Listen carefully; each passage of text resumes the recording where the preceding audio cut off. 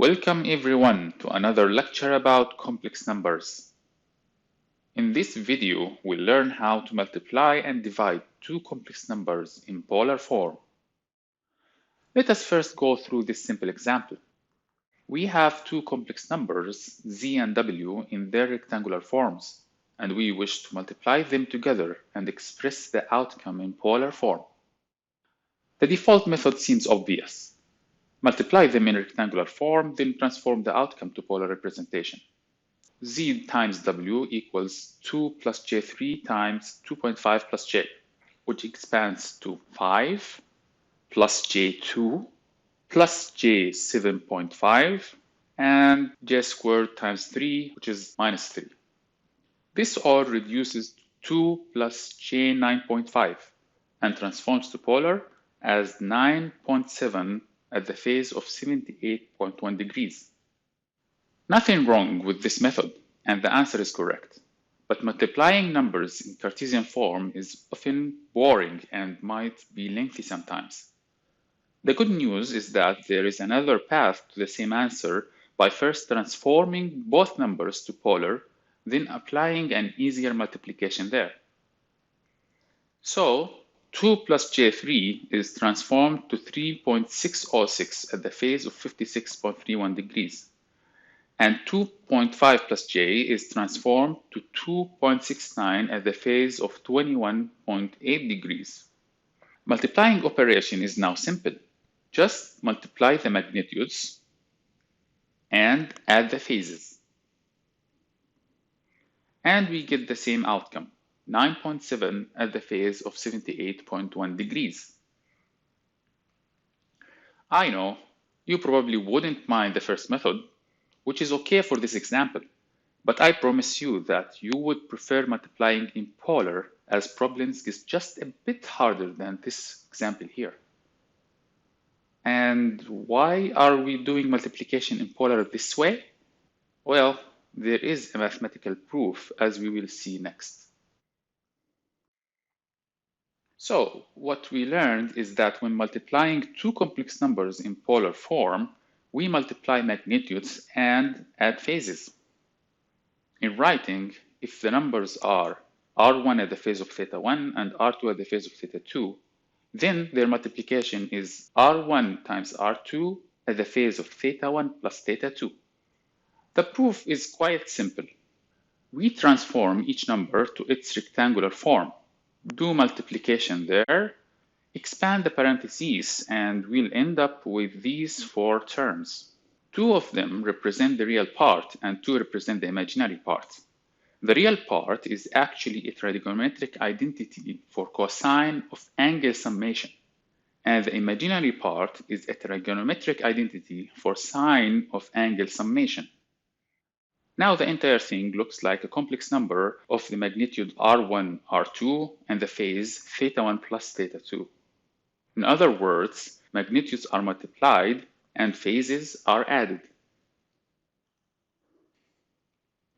Let's do another example to illustrate the advantage of doing multiplication in polar.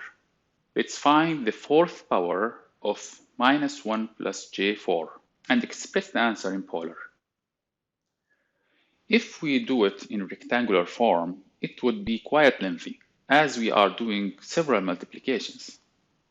I'll just leave you with the details.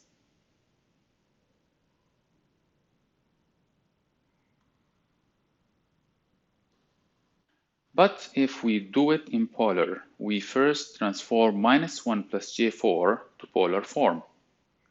Raising to power 4 means multiplying the magnitude 3 times, which is 4.123 to the power 4, and adding the phase 3 times, which is 104.04 degrees times 4. Obviously, we end up with the same answer at just 360 degrees difference, which is essentially the same angle. The point is, unless you are forced to do multiplication in rectangular form, doing it in polar is usually preferred as a simpler and faster method.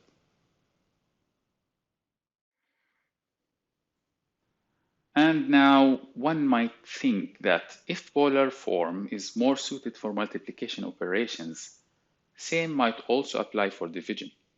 and that is definitely true. When dividing two complex numbers in polar form, we divide magnitudes or moduli and subtract phases or arguments.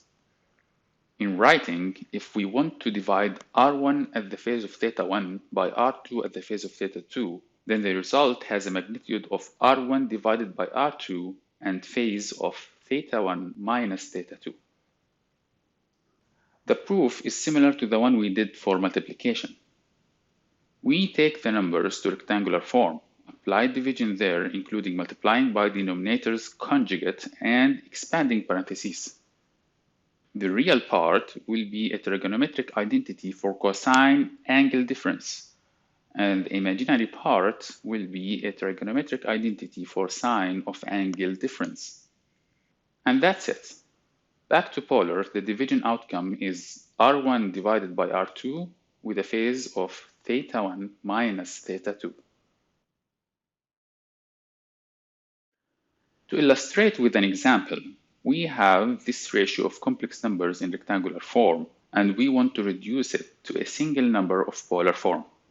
In other words, we want to apply the division and express the outcome in polar. If we want to do this division in Cartesian, we first multiply by the conjugate of the denominator so that it becomes real. Then we expand the multiplication on the numerator, and from there we just reduce all numbers to 0.3 minus j 1.1, which is transformed to polar as 1.14 at the phase of minus 74.74 degrees. To confirm, we do the division in polar by first transforming the numerator and denominator to their polar forms. So we end up with this ratio, 5.1 at the phase of 168.69 degrees divided by 4.472 at the phase of minus 116.57 degrees. We now simply follow the division in polar form. Division of magnitudes will give us 1.14, and the difference in phases will give us 285.26 degrees, which will all give us the same answer as above, with only 360 degrees difference in phase.